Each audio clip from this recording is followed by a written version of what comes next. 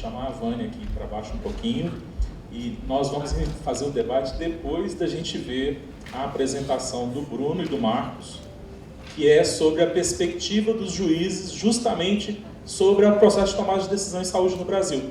Tá? É um estudo que o Dr. Oswaldo, o Dr. Renato, a doutora Kátia, Melissa, que está aqui, e outras pessoas participaram, direto ou indiretamente, ajudaram a construir, e a gente vai... E aí, na sequência, o Vânia não vai para longe, não, eu vou chamar você de novo daqui a pouco. E aí a gente vai discutir um pouco essa questão do processo de tomada de decisão com base em evidências e avaliações econômicas, tá? Então eu vou passar a palavra aqui para o Marcos e para o Bruno, para vocês verem o resultado do estudo científico que foi feito aqui na UFMG, fruto do mestrado do Bruno, né? Apresentando o Bruno Barcala, né? Quase de uma forma quase muito próxima aqui, porque eu considero ele quase, não sei se eu posso falar isso, né? Pesquisador do CECADS, associado aqui, e fez o mestrado com a gente, né, em medicamentos e assistência farmacêutica. O Bruno é advogado, defensor público, ele é uma das pessoas da Defensoria Pública do Estado de Minas Gerais que organizou, né, de uma forma lógica, tentando trazer celeridade, mas também evidências na Defensoria Pública, que é um dos que judicializa a questão da saúde no Brasil, seja ela no ambiente público ou até mesmo privado. E aí o Bruno, como estudioso do assunto, junto com o Marcos, que é pesquisador aqui do CECADS, eles vão apresentar rapidamente o que os juízes, nós visitamos o Brasil inteiro, né, o que os juízes da área federal, né, maciçamente são juízes federais, visualizaram desse processo de tomada de decisão no Brasil, envolvendo a Anvisa, Conitec e outros órgãos aí. Vamos lá, passo para vocês aí. Obrigado, Augusto. Primeiro falar um pouquinho, né, o título do trabalho é o detalhamento acadêmico para magistrados. Primeiro explicar um pouquinho o que é o detalhamento acadêmico, né? O termo detalhamento acadêmico, ele vem do inglês academic detailing, e por sua vez vem do drug detailing. Drug detailing é aquele profissional da indústria farmacêutica que visita os médicos, ele vai fazer essa interface da indústria, pensando aí nessa questão de frequência e sequência da visita, da relação da indústria com o médico, e alguns centros dos Estados Unidos, inicialmente, criaram uma metodologia de pegar toda essa visita sem a parte comercial e focada na parte clínica, a parte assistencial, e criaram essa metodologia que eles chamaram de detalhamento acadêmico, e foi o que nós fizemos aqui. Então, os objetivos do detalhamento acadêmico, e além das informações, né, criar uma relação com o profissional que está sendo visitado, compreender o comportamento existente e o que é necessário para modificar esse comportamento, para adaptar esse comportamento. E também compreender qual que é o nível de conhecimento da pessoa que está do outro lado, seja um médico, seja um magistrado, seja um operador de direito. E também incentivar e conseguir essa mudança que é buscada, né? Então, aqui só o exemplo de alguns centros do mundo que já utilizam essa metodologia de detalhamento acadêmico. O NARCAD nos Estados Unidos foi pioneiro nisso, criou essa metodologia que já é aplicada no Canadá, na Austrália, com projetos, né, programas de detalhamento acadêmico contínuos, de visitação de médicos que atendem a sistemas públicos de saúde, né? E pensando aqui na nossa experiência local, o CECADS ele já fez uma série de estudos de detalhamento acadêmico voltados para médicos, né?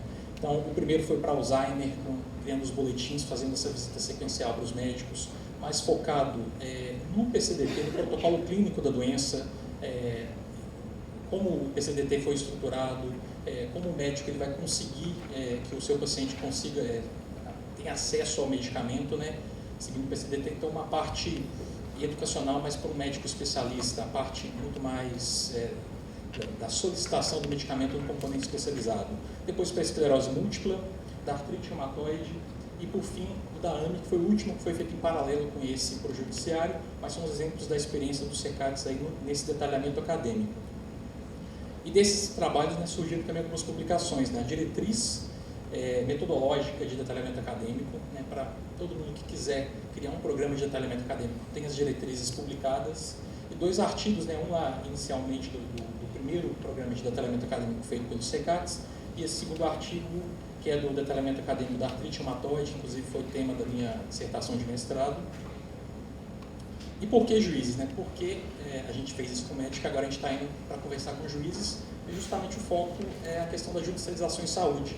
A gente tem ali que em 2010 os valores em torno de 139 milhões de gastos da União com ações judiciais, e em 2015 já estava na casa de R$1 bilhão. E também o número de processos em primeira instância subiram de 2009 para 32 mil, para 95 mil, né? Então 198%, sendo que, no geral, as ações caíram até 6%, né? Ações na justiça em geral, e em segunda instância também aumentaram 85% nesse mesmo período. E também os gastos, né? Pensando em gastos com saúde da União, com a judicialização, de 2010 até 2016, aumentaram 10 vezes. Então, pensando no detalhamento acadêmico para os magistrados, né?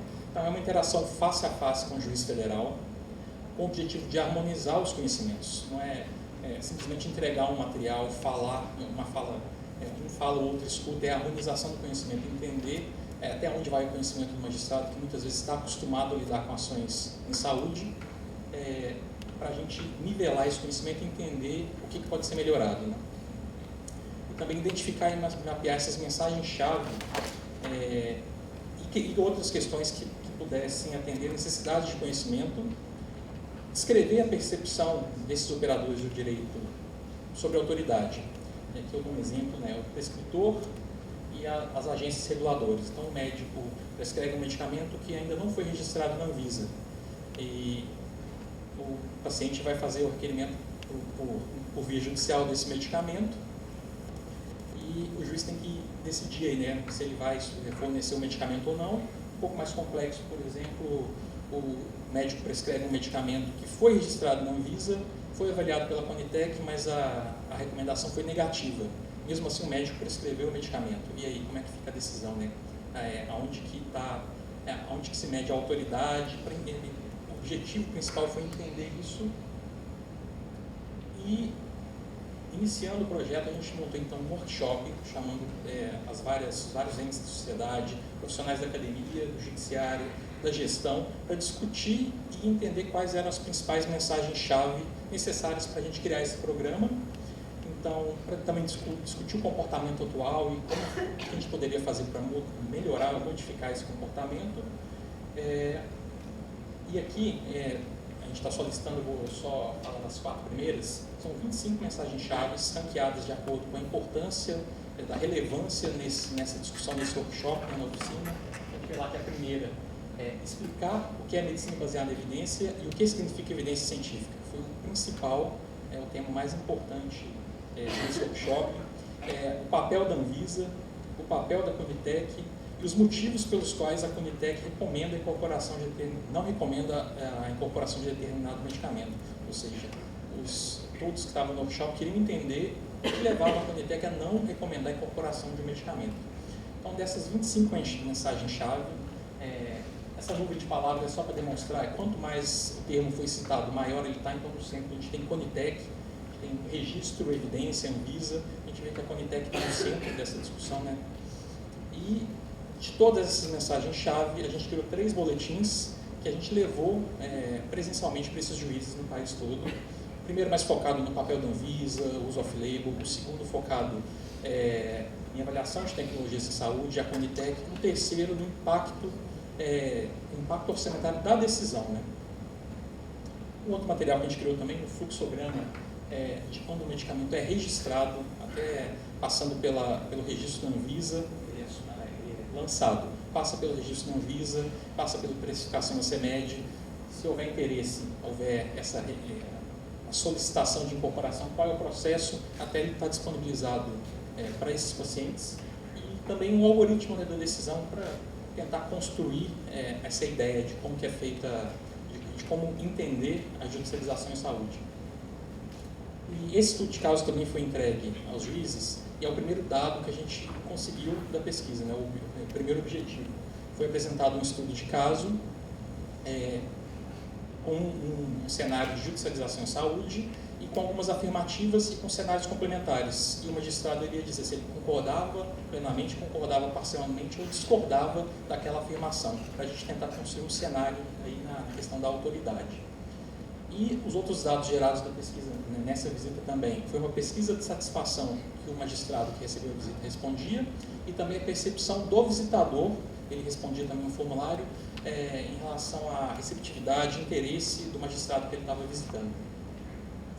E aí a nossa amostra, né? Então cada pontinho vermelho é um juiz que em algum momento atendeu com uma judicialização em saúde, e a gente fez uma amostragem estatística, e os pontinhos verdes seriam a nossa amostra que a gente iria visitar entre capitais e interiores no Brasil todo. Eu, inclusive, cheguei aí em Manaus, São Luís, então viajei bastante no Brasil, falei com muito magistrado aí no Brasil todo. E agora, já nos resultados, eu vou passar para o Bruno, foi tema do mestrado dele, então ele está com isso aí na ponta da língua e ele dá continuidade. Obrigado, bom dia, gente.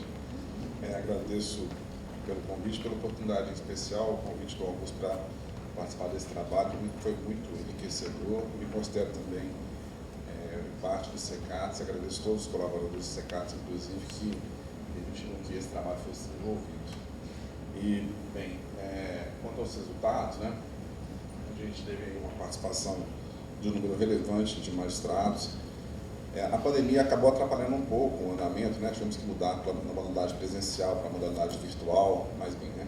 Conseguimos caminhar. E aí, os dados apurados, né? Entre 2019, de outubro de 2019 a novembro de 2020, foram 44 visitas presenciais, 17 virtuais, né? Uma média de tempo entre 50 e 37 minutos. E aí, 64% dos magistrados eram homens, 36 mulheres, média de idade de 45 anos, e esses estados todos foram visitados. Ou seja, tivemos magistrados que atuavam em todos esses estados. Infelizmente, o Acre, nós perdemos a viagem, né, Marcos? Mas fica para outra oportunidade. Aqui a divisão dos tribunais, a época, né, hoje em dia já não é esse mapa, inclusive por conta do nosso tribunal aqui em Minas, né? E aqui os resultados apurados, né, um estudo de caso, tá? O primeiro cenário buscava analisar a autoridade da Anvisa, né? E alguns resultados aqui, inclusive, chegaram a me surpreender, né? Como esse percentual de 72% aí, quando toca aos motivos justificativos que levaram ao não registro, né? Bem, são dados que realmente nos permitiram entender que existe, sim, no que toca à posição dos magistrados, né, que atuam com saúde pública, uma certa consideração também do que é a autoridade da Anvisa ou a sua relevância em certas situações, né? Isso pode ser ponderado. O segundo cenário, ele refletiu sobre a autoridade do prescritor, né? Principalmente ao que toca ao uso off-label de medicamentos, né? Quanto à possibilidade, manifestação de entendimento quanto à possibilidade de decisões contemplarem, né, o uso off-label, que isso seria uma responsabilidade dos prescritores, mas que, havendo um direcionamento, um esclarecimento técnico, isso seria viável, né? Também foi bem interessante poder entender esses entendimentos, né? Terceiro cenário, do quanto toca a autoridade da Comissão Nacional de Tecnologia, ou seja, da Comitec, né, para promover uma incorporação ou não, né, os porquês dessa incorporação ou dessa não incorporação, e o que as decisões judiciais poderiam, inclusive, contradizer esse entendimento, né? Também houve dados interessantes que é difícil expor aqui agora tão rapidamente, mas que estão à disposição caso vocês queiram fazer uma leitura, né, pormenorizada, tá? Acho que seria salutar, interessante. Quarto cenário, a autoridade da comissão nas situações de uma negativa de incorporação, né? Bem, dados também muito interessantes, no que toca, essencialmente precisa entender por que o médico solicitou um medicamento com recomendação negativa da Comitec, um percentual significativo, ou seja, todos esses percentuais de maior destaque, né, acabaram nos permitindo raciocínios de compreensão dos porquês das decisões, né? Isso merece uma leitura, né, mais tranquila, vamos dizer assim. Bem, aqui essa tabela ela tem pesos e contrapesos, né? A tabela Likert, né? E que também nos permitiu ponderar, a depender das respostas que foram emitidas, né? O entendimento dos magistrados com esses pesos, né? De forma que nem concorda nem discorda não tem peso, concorda ou discorda peso 1, concorda plenamente ou discorda plenamente peso 2. Daí apuramos os percentuais, né? Em relação às respostas que foram concedidas e chegamos a um entendimento em regra, né? da boa utilização desse método, da sua qualidade frente aos operadores do direito, né? Que é um projeto, acreditamos que seja inédito, né? E que, bem, se mostrou bastante, então, relevante a partir desses dados apurados. E aqui também, quanto à pesquisa de satisfação, houve essa compreensão, esse entendimento. Essencialmente, aqui, quando se apura, né, ao entendimento dos magistrados que foram ouvidos, quanto à capacidade desse método de trazer mais conhecimento que, por exemplo, congressos, seminários, certo? E aqui o resultado percebido pelos profissionais que aplicaram, né, o detalhamento acadêmico, chamados de facilitadores também, né? Quanto à receptividade dos magistrados, quanto à abertura para participar da pesquisa e, bem, frente à facilidade de transmissão de conhecimento, né? Bem, de uma forma geral, as conclusões que apuramos, né? Instrumento interessante para analisação e qualificação entre o sistema judiciário da saúde, restou demonstrada a aceitabilidade da estratégia para a difusão de conhecimentos em meio ao universo profissional, esse novo universo profissional, né? Magistrados indicaram a qualidade do conteúdo, o aprofundamento de sua compreensão sobre conceitos como medicina baseada em evidência, das políticas públicas de saúde do país. Consequentemente, a estratégia se apresenta com um potencial favorável para promover decisões mais informadas em relação à regulação sanitária, incorporação de medicamentos. O processo de diálogo das visitas permite a troca de conhecimentos, que oportuniza uma via de mão dupla entre o judiciário e os gestores da saúde, né?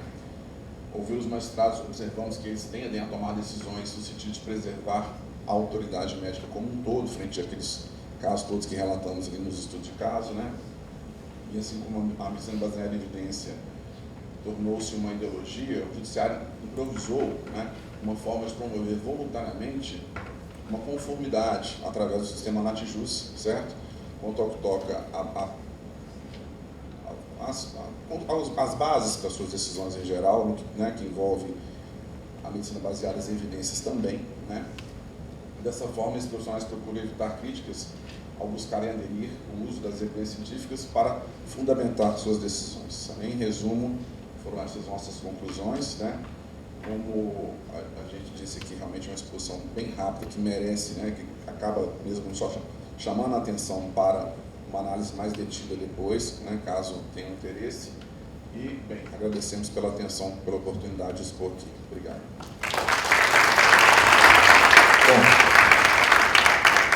Bom, agradeço o Bruno Marcos, né? A gente vai fazer uma discussão agora em bloco sobre essas questões da Conitec. Nós vamos abrir para fala, mas eu gostaria de convidar para compor a mesa com a gente aqui desembargador Alexandre, desembargador Oswaldo, desembargador Renato, desembargador Marcelo, doutor Marcelo Mita também, doutora Vânia.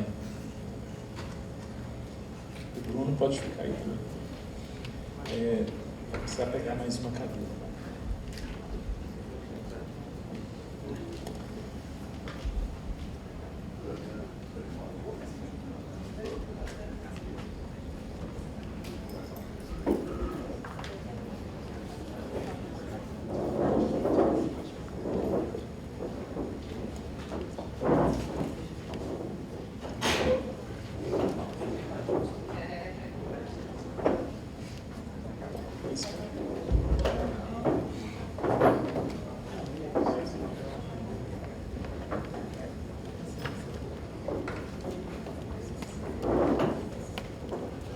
Bom, a gente viu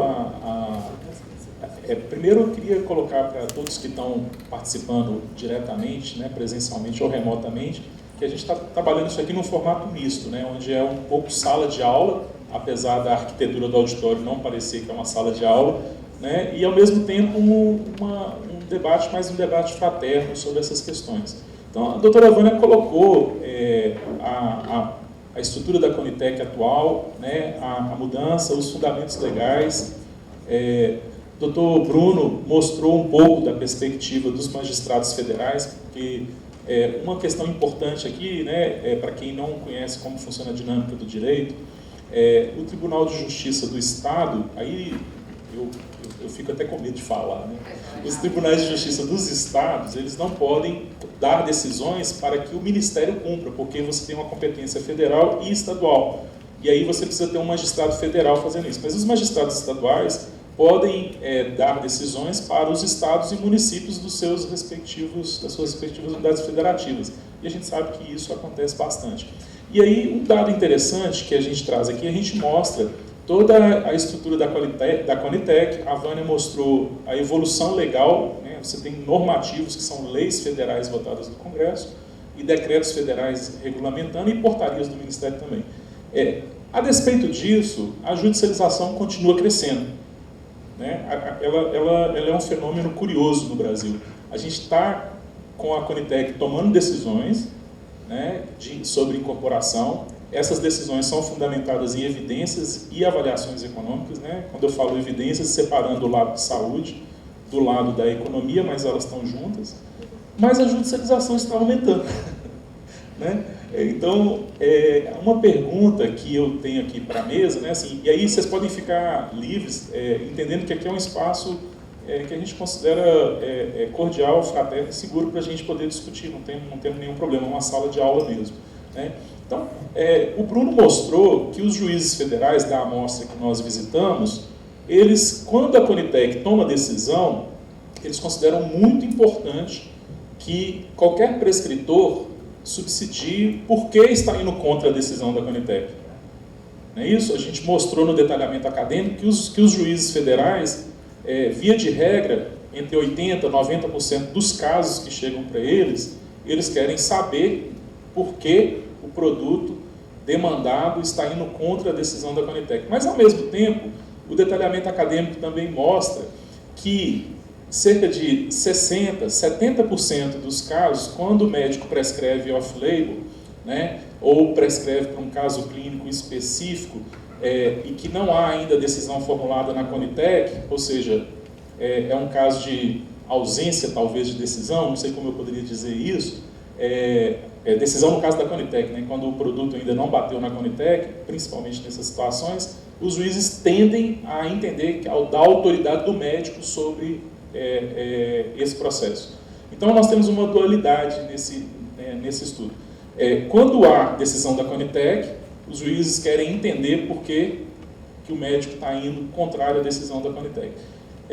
Quando não tem decisão da Conitec, ou pelo menos não se observou uma decisão de recomendação ou não, esse espaço fica com o médico para decidir do uso individual, mesmo que isso exclua a ideia de avaliar as alternativas existentes, ou seja, as alternativas existentes parecem não ser a questão, né, mas sim. E aí todo produto novo demora um tempo para ser colocado na Conitec, consequentemente, nós estamos pensando que todo produto novo é judicializável no Brasil, porque na cabeça dos juízes, se é um caso clínico, não houve decisão da Conitec, então ele é judicializável. E é mesmo, né? Nós não estamos aqui contrariando, esses são fatos, né? Eu só queria conversar um pouco com vocês e ouvir a perspectiva de cada um e depois abrir para a plateia, o que cada um entende do processo de judicialização. E aí algumas perguntas, né? Inclusive para a própria Vânia, né? Para a gente comentar, para já iniciar esse kick-off, né? Para a gente iniciar o processo de conversa. Primeira pergunta, inclusive na perspectiva da própria Vânia para a mesa, a Conitec, ela contribuiu para resolver o processo de judicialização no Brasil, na perspectiva de vocês? A Conitec, ela contribuiu para reduzir a judicialização em saúde, reduzir esse espaço de conflito? Então vamos começar por aí, mas estejam livres para comentar e perguntar também entre vocês, caso vocês queiram.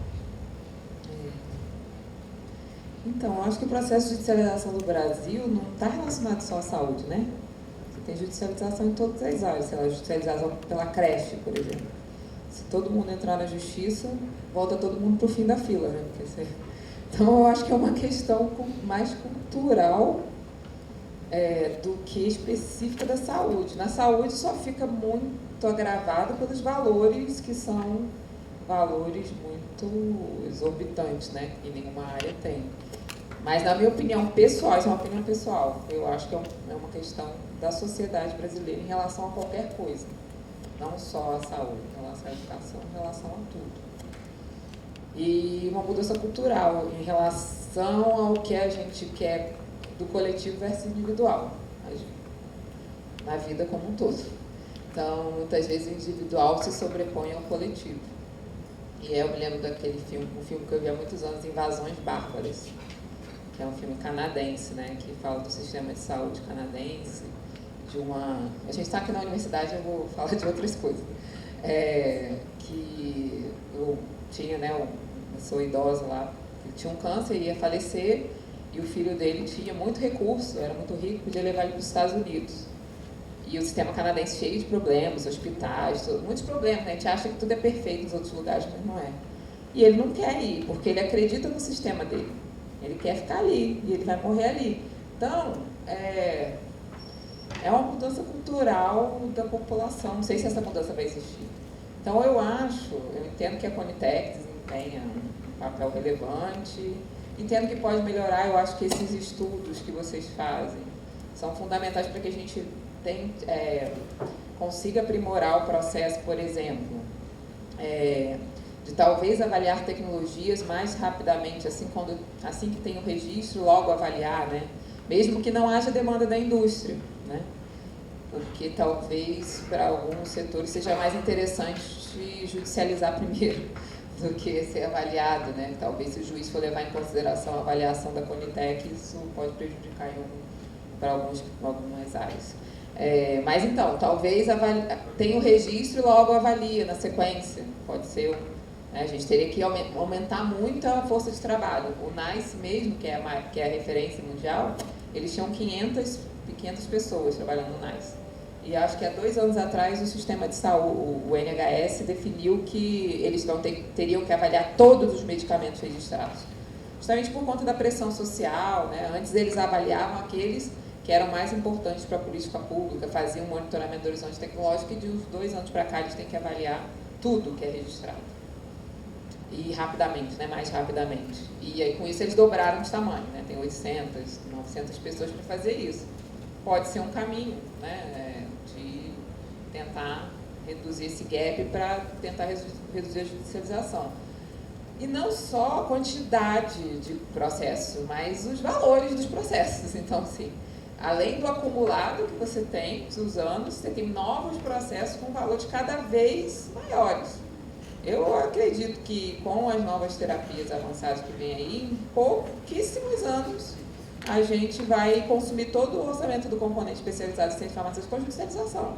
Aí, assim, é um caminho que a sociedade escolhe, né? Toda decisão tem uma escolha.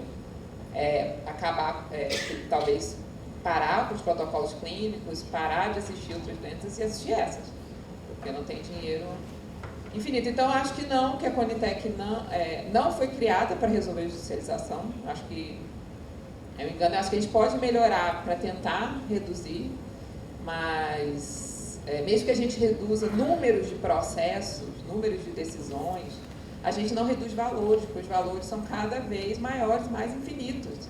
Então, a gente tem que discutir isso, a transparência de custo. Né? Ou a gente vai estar pagando, daqui a pouco, 100 milhões por uma tecnologia.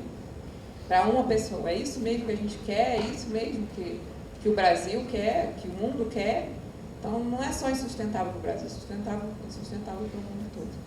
Mas eu acho que um dia a gente resolve. Posso não estar aqui mais, mas eu acho que um dia vai ser resolvido. Gustavo, deixa eu acrescentar um ponto de vista. Acho que foi super adequado, até acho que elogiável esse achado do teu estudo. Eu dou aula de medicina baseada em evidência, saúde baseada em evidência e avaliação de tecnologia em saúde, na Faculdade Unimed, médico cooperado. A questão, o papel do médico na judicialização, eu acho que ele é um ponto central, porque ele é o originador de todo o processo.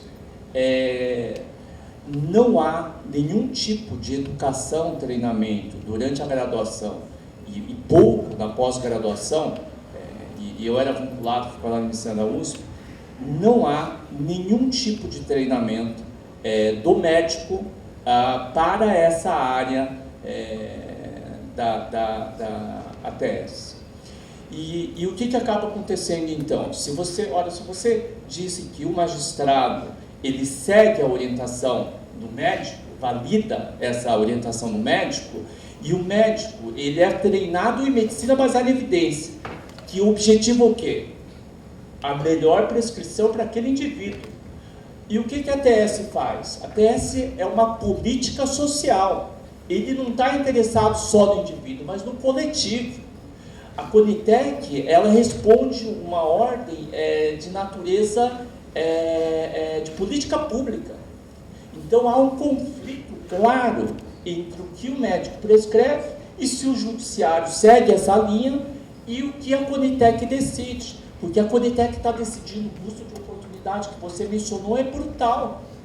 São 10, 30% agora que você falou, eu tinha sempre 10%, 30% do orçamento já do medicamento, do componente especializado do DAF. Então, para onde que nós vamos parar?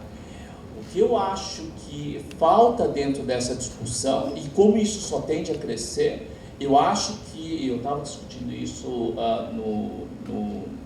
no break, um processo de educação, porque o magistrado, na primeira instância, ele toma decisões técnicas, né, em relação à questão da ATS, não é só medicina baseada em evidência. A ATS é o principal cerne da decisão da Conitec, e ela é calcada em avaliações econômicas, que tem como objetivo criar eficiência e equidade. Ao se fazer a decisão individual, nós estamos gerando inequidade para o SUS, estamos gerando ineficiência por causa do custo de oportunidade de 30% do dado.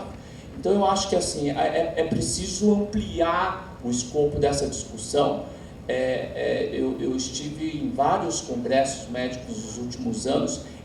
A ATS não é uma preocupação, eles não entendem, para eles a autonomia da prescrição médica é o mais relevante.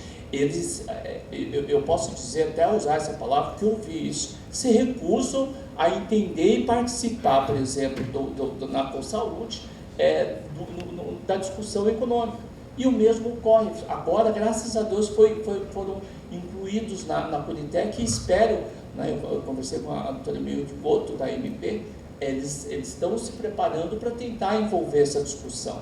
Mas, enfim, eu acho que isso, se o judiciário segue o que o médico falou, e o médico tem o indivíduo como ponto central, e a Conitec, ele segue uma política que vê a população, então nós temos um conflito claro, e que se esses dois lados não conversarem, nós vamos continuar aumentando a judicialização, causando um grave problema de equidade dentro do sistema.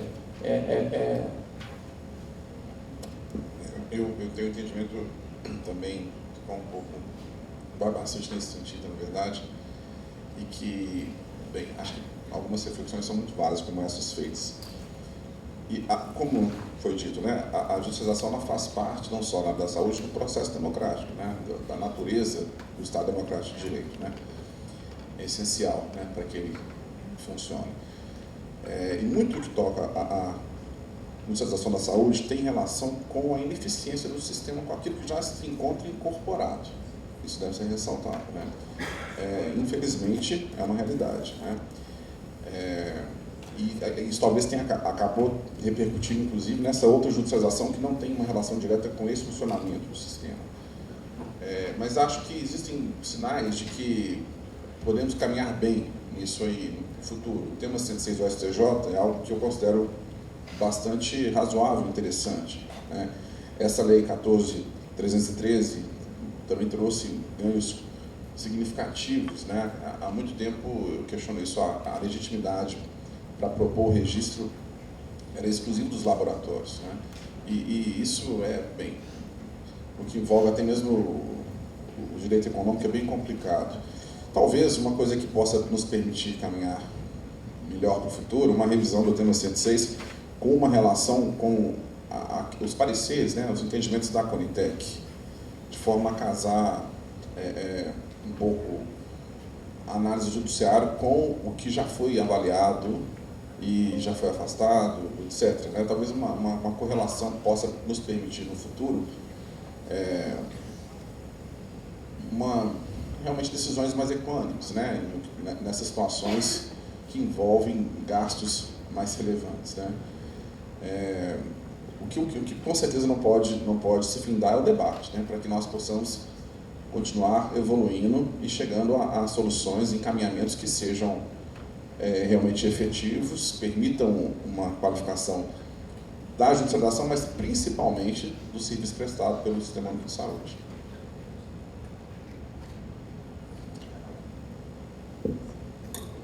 Fila aqui? Então tá bom. Vamos lá.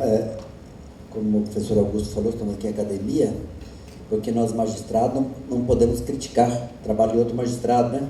Mas na academia pode. Então, estamos na academia, então posso falar.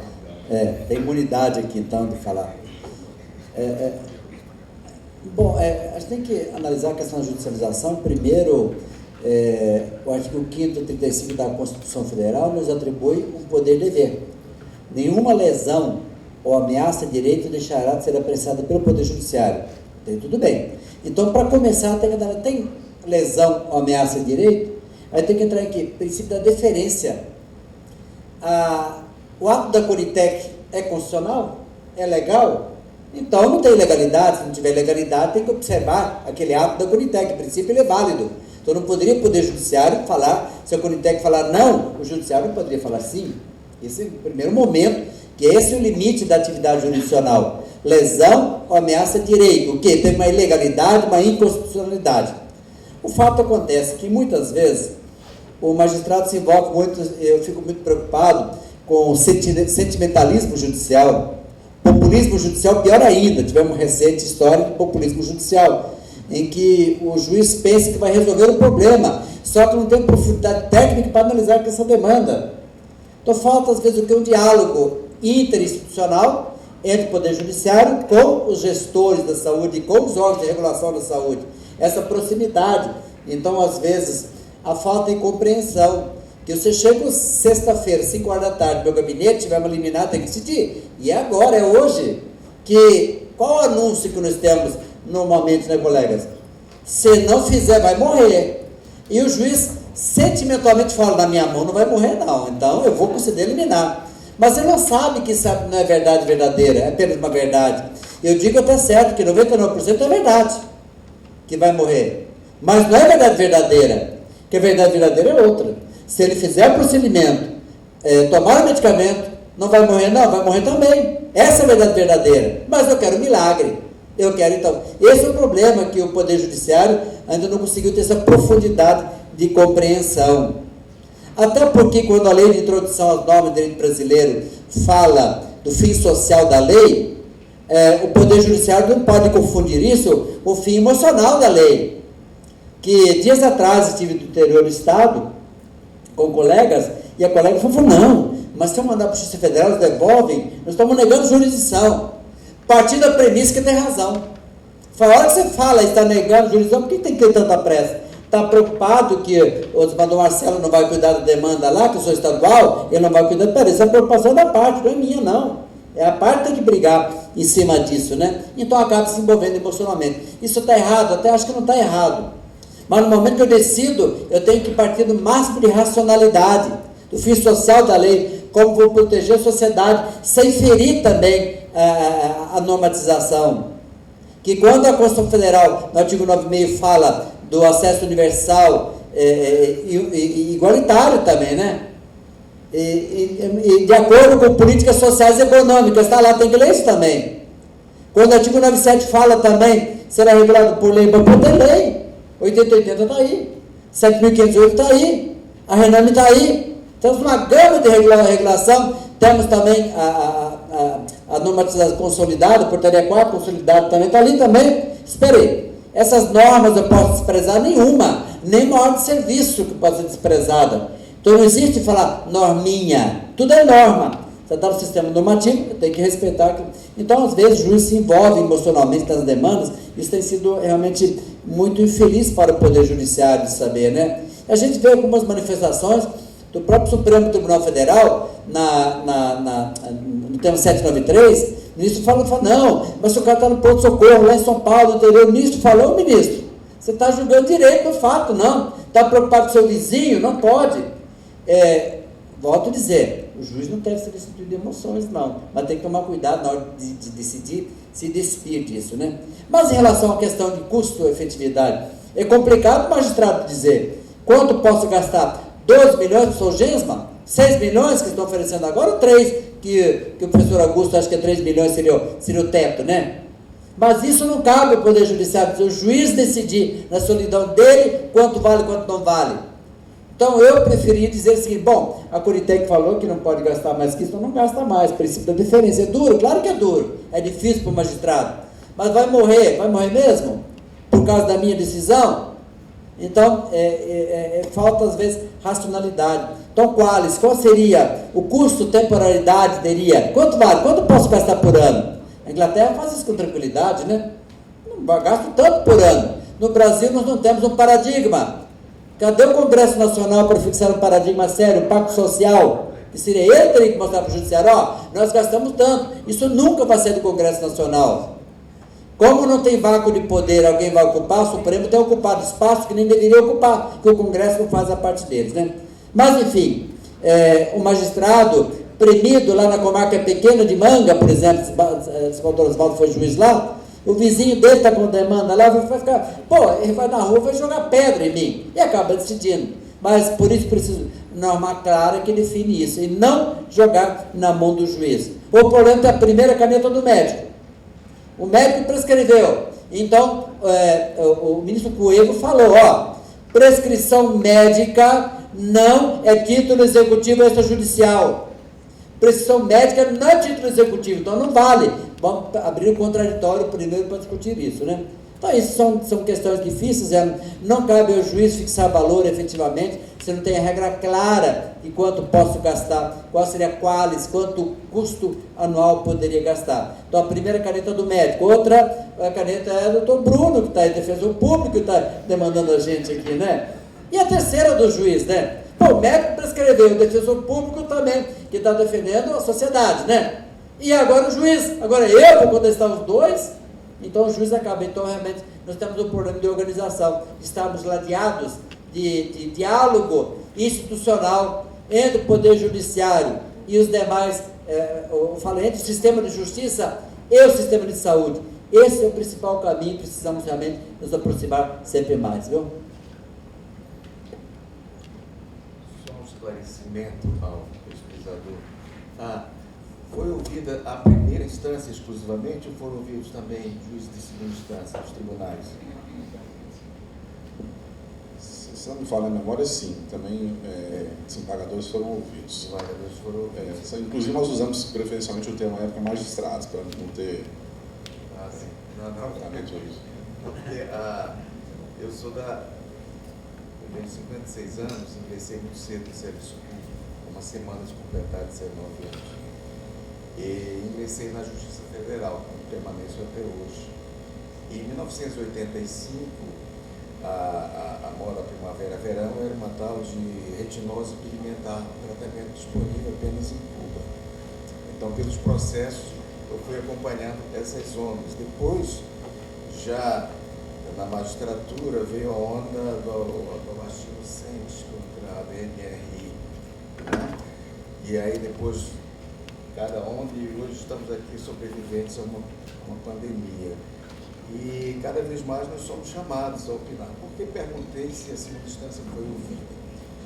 porque a minha geração, que hoje está na segunda instância, teve o privilégio do acesso a essas informações que a professora Vânia e o professor Marcelo nos trouxeram, a essa visão macro, essa visão realmente de que nós somos, no judiciário, agentes políticos, mas não necessariamente atores de uma política de saúde.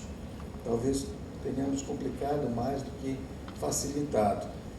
Então, quando começou 10 anos atrás essa geração do Na Mão Ninguém Morre, na primeira instância havia, eu posso identificar 2 movimentos. Aquele movimento do menor esforço, que costumava citar o artigo 195 da Constituição, dizendo que a saúde é o direito de todos e pronto, e na mão ninguém morre.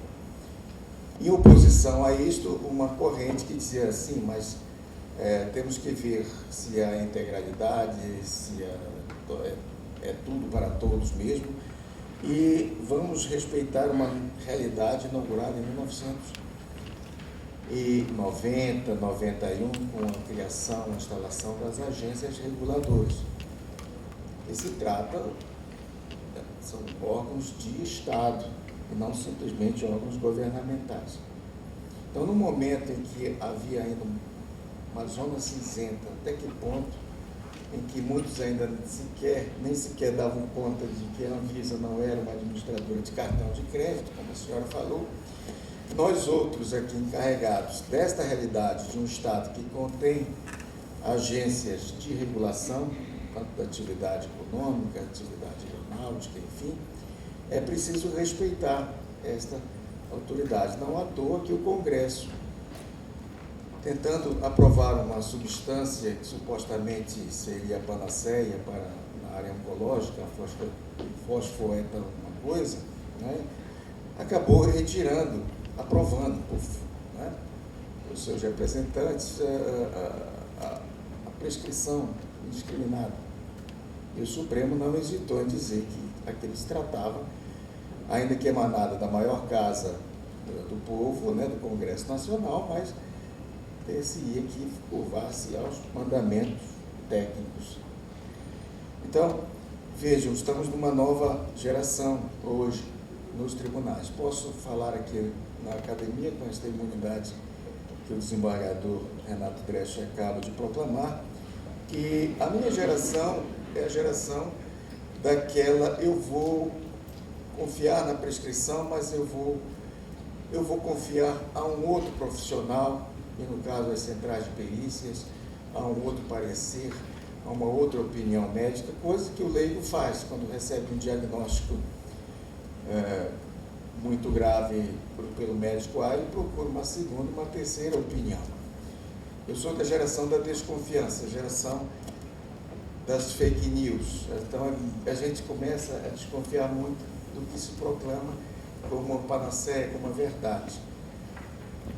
A geração que nos antecedeu, ela está fundada num formalismo processual em que, não raro, há esse discurso.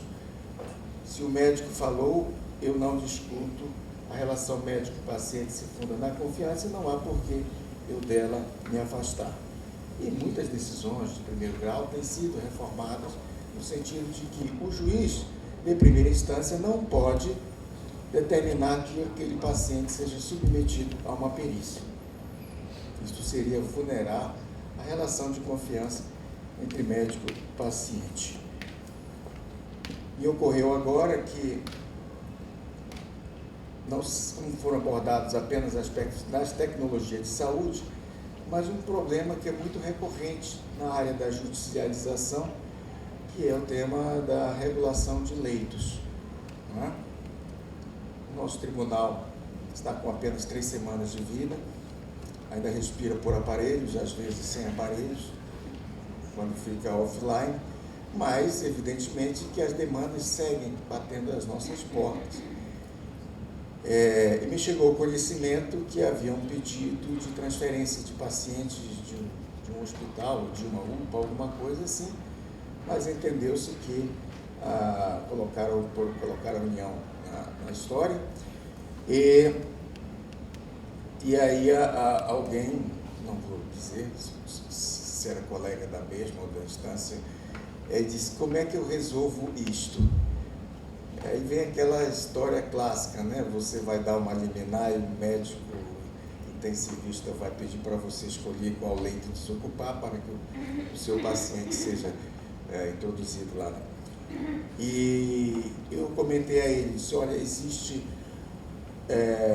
na Secretaria Estadual de Saúde, o sistema ele tem um órgão que se chama regulador de leitos, ou alguma coisa assim, um sistema de regulação, o médico, autoridade reguladora. E ele não sabia. Eu disse, não se desespere, não se desespere. Tem gente que está cuidando no sistema para que o equilíbrio da oferta e da demanda, tá, seja alcançado.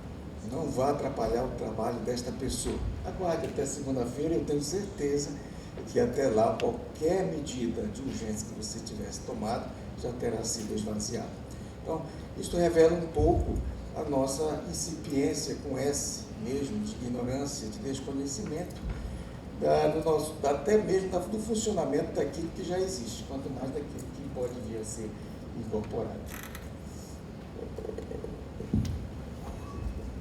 Bem, eu acho que depois de tudo que foi dito, pouco há a se dizer. Mas, aproveitando, né, a fala do desembargador Marcelo, né, eu comentei aqui com o desembargador Oswaldo o seguinte, eu sou da geração, aproveitando o Marcelo, que diz o seguinte, o médico prescreve, ele é o prescritor, ele é o dono da prescrição, mas o Estado, e entenda o Estado como um todo, né, como União, Estado e município, ele só custeia aquilo que está aprovado, né? E aquilo que está aprovado, né, seja pela norminha do Renato, seja pela lei, né, seja por aquilo que está aprovado em lei, né? A parte pode, o cidadão pode fazer o tratamento, ele não vai morrer na minha mão, mesmo porque eu não estou fazendo o tratamento, eu não estou negando um tratamento, eu estou dizendo, olha, o Estado não vai custear o seu tratamento porque está fora da regulação, mas você pode fazê-lo, você próprio custear.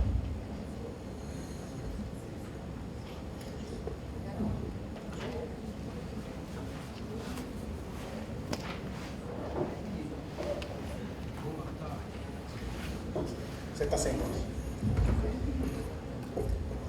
Boa tarde, todas, todos e etc. A pergunta, salvo engano, é se o professor Augusto vai confirmar para mim, é se a Conitec interfere nas decisões judiciais.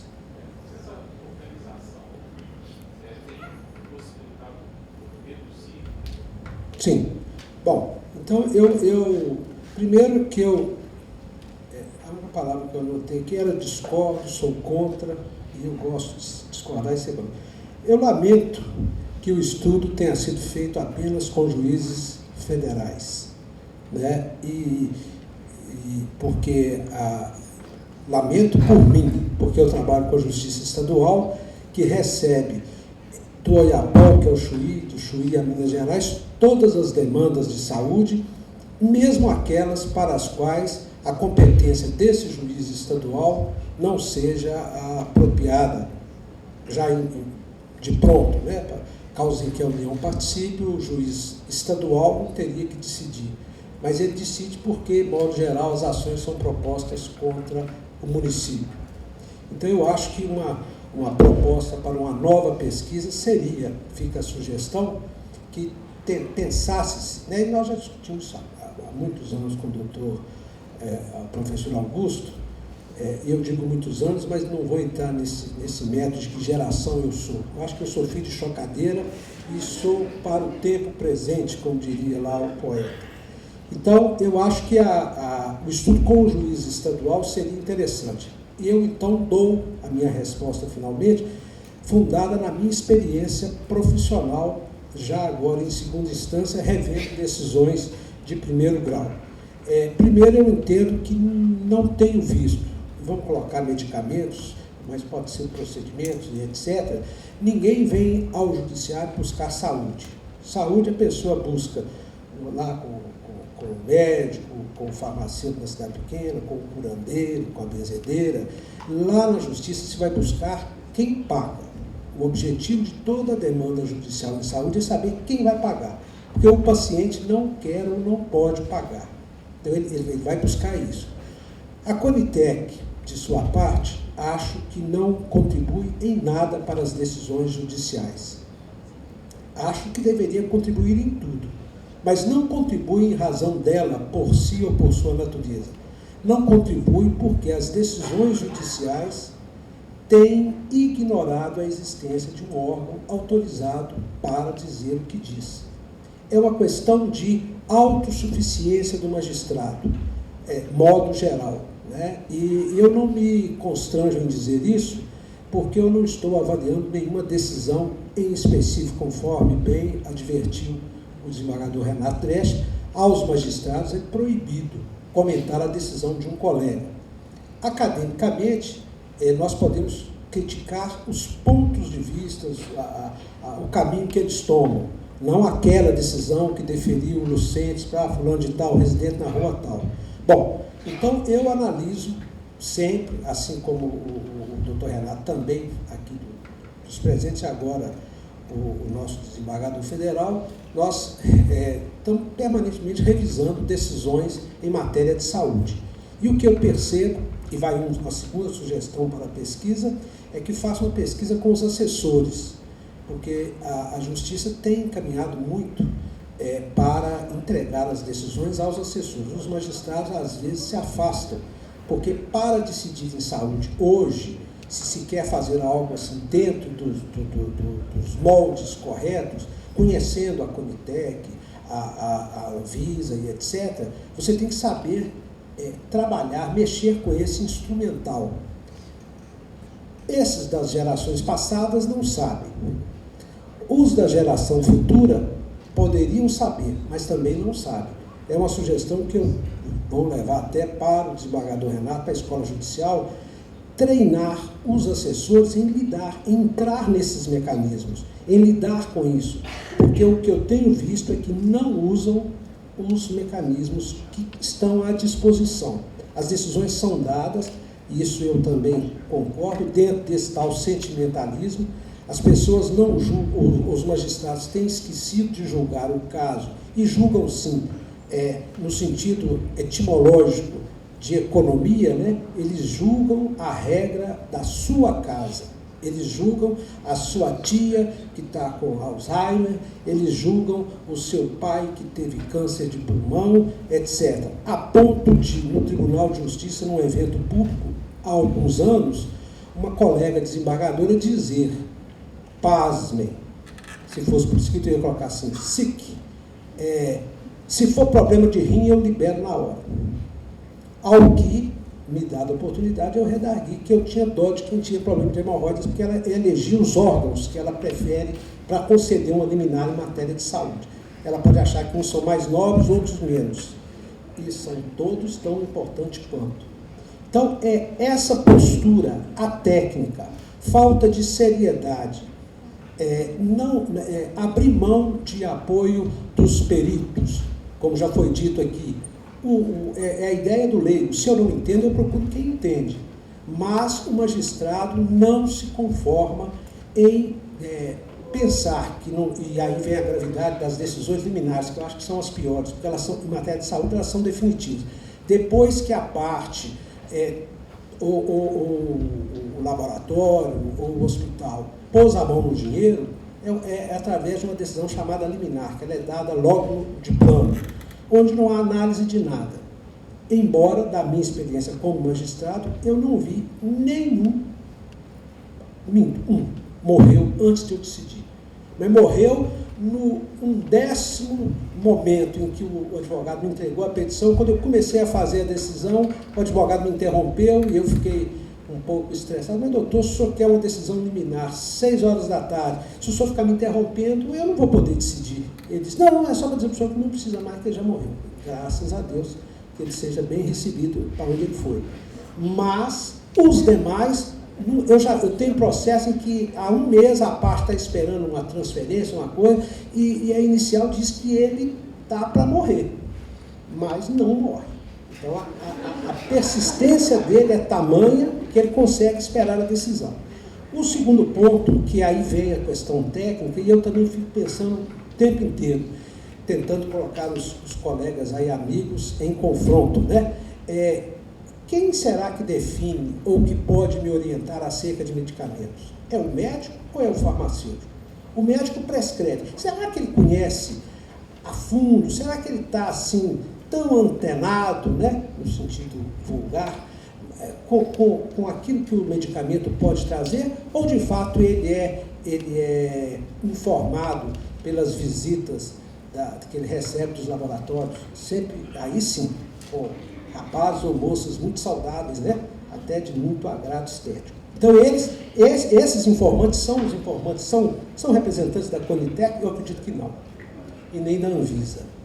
Então, essa ideia de que o magistrado tem, que o médico, o prescritor, acho eu, ela absolutamente equivocada. O médico é de confiança do paciente, ele não é de confiança do Estado, não é do magistrado. Então, a minha crítica vai dizendo que o Conitec, na minha opinião, não interfere. Ele não interfere por isso, porque o magistrado não é preparado, não está atento a que ele deve consultar esses órgãos oficiais, foi dito aqui também, se ele trabalha dentro de um modelo constitucional, ou seja, ele é previsto na lei, ele está atuando dentro das suas competências. Para que eu questione a decisão do Conitec, é necessário que eu traga um arcabouço de informações, um debate de uma profundidade tal que eu desconheço nos processos e, inclusive, na capacidade de muitos dos advogados de trazer a questão, porque, de modo geral, eles copiam na internet uma petição, ou eles veem uma gravidade de um problema, o sofrimento de um paciente e não dão conta de separar o problema deles com o problema do outro, ou seja, o paciente me traz uma questão, eu vou levá-la, mas ele precisa de mim como advogado exatamente porque o advogado não vai com aquela paixão de parte, porque senão as pessoas poderiam vir pedir em juízo.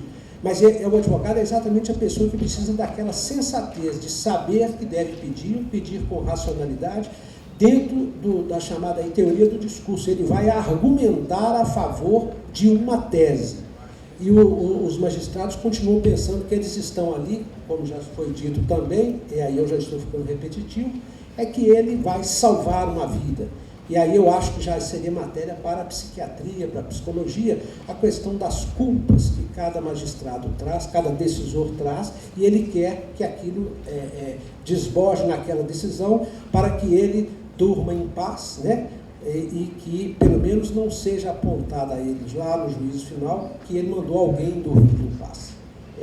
Eu percebo também que nesse debate, e vai ficar sempre assim, é importante, mas eu acho que as instituições vão ter que estar mais envolvidas.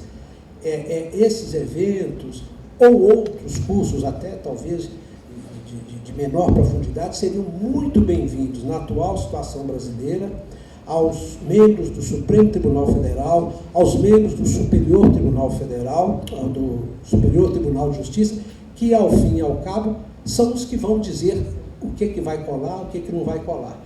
E também ao Poder Legislativo, que para editar uma lei mais explícita, porque apesar da Constituição dizer tudo que ela diz sobre a saúde, dela remeter expressamente para a lei a regulamentação, quando chega numa hora de decidir liminarmente, eles só leem um pedaço da Constituição que diz que a saúde é direito de todos, dever do Estado. Então eu vejo que entre o branco do jaleco daqueles que trabalham na saúde e o negro das nossas togas, existem milhões de tons de cinza.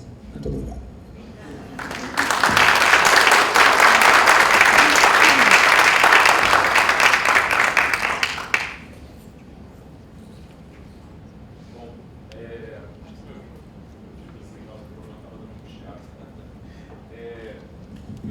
Eu deixo a palavra franca, se alguém quiser fazer mais algum comentário na mesa, gostaria de fazer alguma réplica ou alguma discussão complementar? Bom, tem tempo para mais uma pergunta rápida, se tiver alguém aqui que queira fazer. Doutora Kátia. Primeiro, bom dia a todos, essa seleta mesa. Boa tarde já, o relógio acabou a bateria. Eu gostaria de perguntar para a Vânia. Eu tive um contratempo, mas vim ouvindo tudo, né, que vocês comentaram aqui na parte da manhã.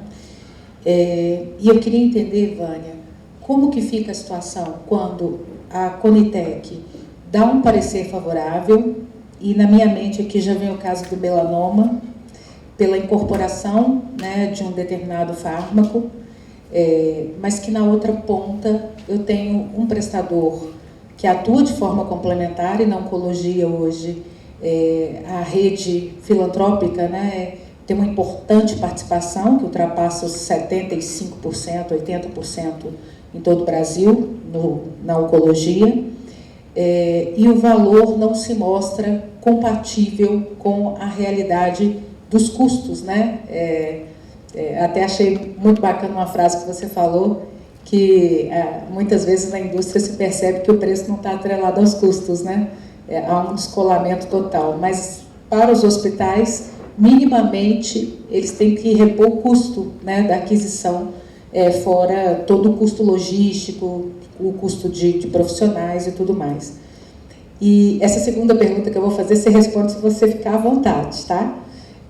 Se hoje você tivesse um pouquinho da caneta do Legislativo, do Executivo e, quem sabe, até do Judiciário, como que você acha que deveria ser aperfeiçoado o sistema para que nós pudéssemos dar mais voz ativa à Conitec e a transformação das suas decisões aqui na ponta, numa realidade cada vez mais concreta para o nosso cidadão. Porque, quem sabe, se você der a dica, a gente corre atrás, né? Está funcionando aqui? Obrigada pelas perguntas.